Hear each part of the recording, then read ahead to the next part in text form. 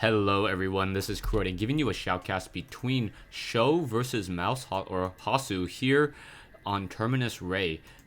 Hasu spawning as the yellow Protoss player at the 12 o'clock position. Meanwhile, we have Sjow spawning as the red Terran. So this is Terran versus Protoss. Terminus Ray, one of those maps that the only reason that I happen to remember it is that there is a burrowed or a lowered supply depot right at the ramp, making it so that you cannot wall off against you cannot try to block or pylon block or bunker block a Zerg player. I don't think that's really going to make a difference in this particular matchup, as that supply depot is just going to sit there and not bother anyone at all. It is lowered, and very, very rarely will a person ever try to build a building right in this location. Anyways, a probe is now making its way out from Hasu, and Hasu will quickly be able to discover where exactly Sjow is, and this is going to help him help him out tremendously in this Terran versus Protoss matchup. Always knowing where your opponent is at the start of the game is a very important attribute and a very important asset, as Hasu now charges up that ramp with that probe and going to take a look around. He is going to be able to start, he's going to start putting some pressure onto the SCV and further delaying the barracks now. So two SCVs are now off of mining in order to deal with the scouting, and is Sjow actually going to try to go for an early command center? That is going to be a very interesting maneuver if he tries to go for an early command center. You can see Hasu now trying to make its way out over here, and now the SCV now coming down into this location. Is it going to actually build another command center here? If it does, that would be the biggest head fake of all time. No, the probe now coming down, and now Hasu actually able to spot the command center on the low ground expansion location. One thing to note, there are only 6 mineral patches here, but this is a rich Vespene geyser. And so it does return 6 gas per trip as opposed to 4. So that is very important, as we are now going in for an early Rax. Hasu most likely will be training up an early Zealot in just a second in order to put some pressure onto that front door. I do not believe a Marine will be trained up anytime soon, as an SCV may get taken down right here, and not taken down to 10 hit points. And now Sjow showing some brotherly love with his SCVs, repairing this SCV as well. And now let's take a look at the production tab. The production tab only going for a cybernetics core. In once again comes comes the probe just wandering around, able to spot that over here. The command center down in this location here is going to start trying to mine off of this, and then perhaps try to get some early gas off of a rich Vespene geyser, essentially making every SCV 1.5 SCVs when mining off of that geyser, helping with that early gas gathering. We now have a bunker currently being built on the front door, and this is still going to be a problem. The Stalker with a range of 6 will be able to start shooting and dealing damage at this one particular barracks, while the Marines sitting inside are not going to be able to shoot back. The bunker will be forced to lift off, and as it lifts off, it's not going to be able to train up any additional units. So we'll see what's going to be happening, as we are now also getting another fast expansion attempt by Hasu. So Hasu setting up an expansion 4 minutes into this game, as SCVs are now being transferred down to this low ground. You can see Sjow already setting up this refinery, wanting to make sure that he gets a significant amount of gas off of this location here. This would be a lot of map presence and a lot of map awareness to know to pick up the rich Vespene gas as opposed to the non-rich Vespene gas. You can see now that Stalker trying to get some damage onto that one barracks there. Charging a little bit too far, and now getting the SCV pulling back. Some damage has been dealt, and that Stalker just going to sit there and peck away at that one barracks. There is one Marine there, and that Marine would win out on the fight now, as that Stalker is going to have a very difficult time. The Marine's actually going to kill. There it goes, getting that final shot off there and being able to take it down. A new Stalker now coming in, as that Marine jumps inside that bunker and has a new chance on life, as it is hiding in that building. You can see the Stalker now continuing to battle it out, holding position right here. The Marine, 5 Marines now coming out. That poor Stalker. Hasu in a just not making very smart decisions at all. 5 Marines quickly making their way out. Probes now being transferred to the low ground. We are going to get some more additional gateway units, and we need to see sentries in order to be able to stop this early Marine aggression. You can see now Taking a look at the harvester count, a number that you rarely ever see in the gas collection, 300 gas a minute. That's probably, he does have full gas over here as well, so about 300 gas a minute as opposed to 224, which is the normal amount. Stalker now unable to get damage onto that barracks as that bunker does have enough range in order to damage that stalker if that stalker is trying to shut down this barracks. Only way that would not be the case is if you're able to get a stalker right here on the low ground and then start shooting up from here or perhaps even from this side, but then you would be in Sjow's base.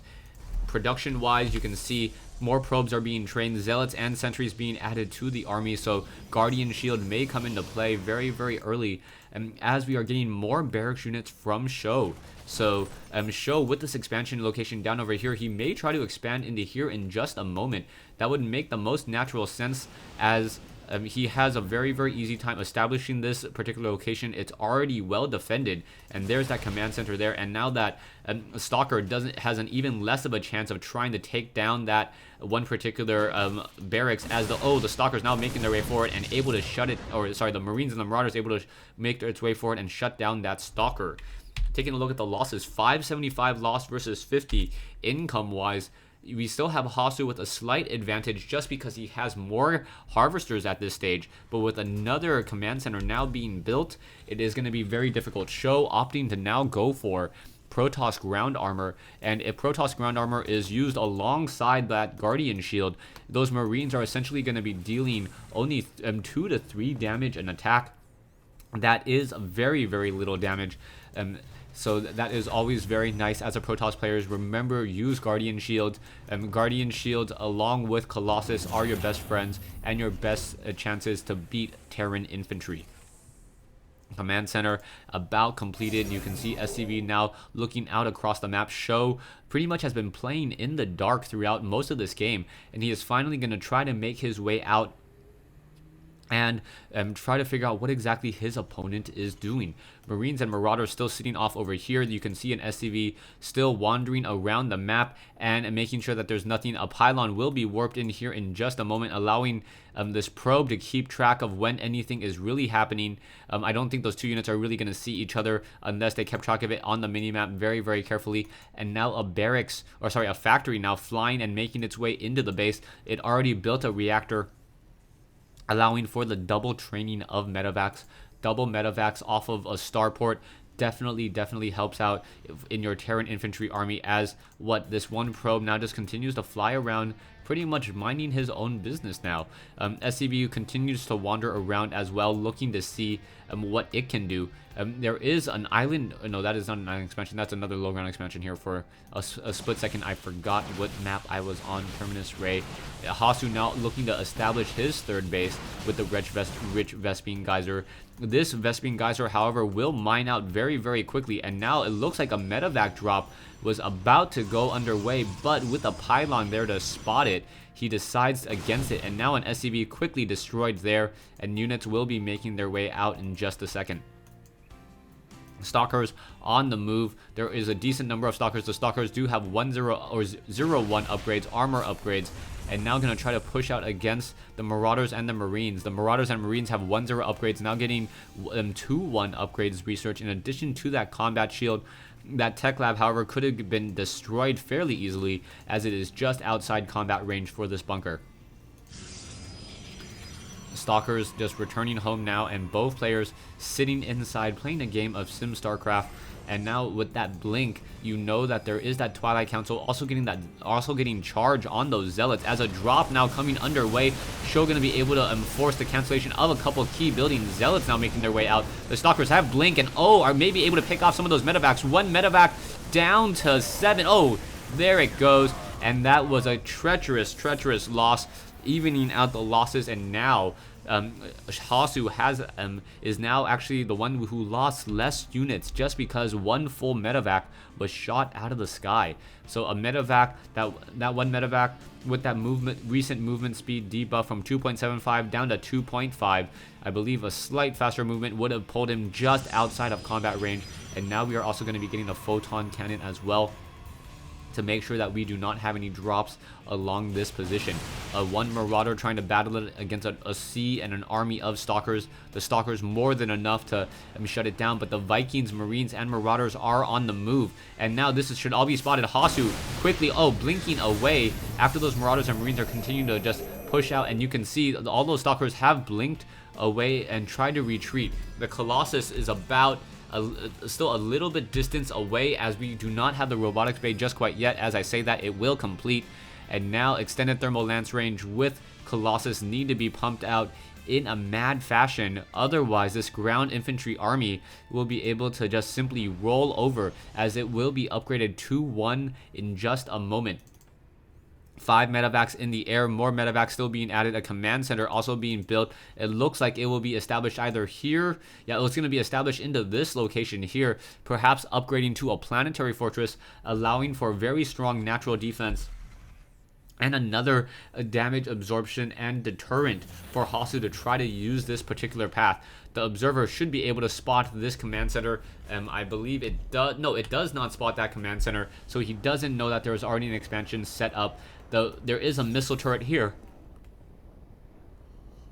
and that missile turret will be able to destroy any observers. There's a scanner sweep, revealing absolutely nothing. Perhaps you thought an observer was there. We now know that Hasu's observer is still sitting over here. One Marine over here as well, making sure that there are no drop plays or no hidden surprises.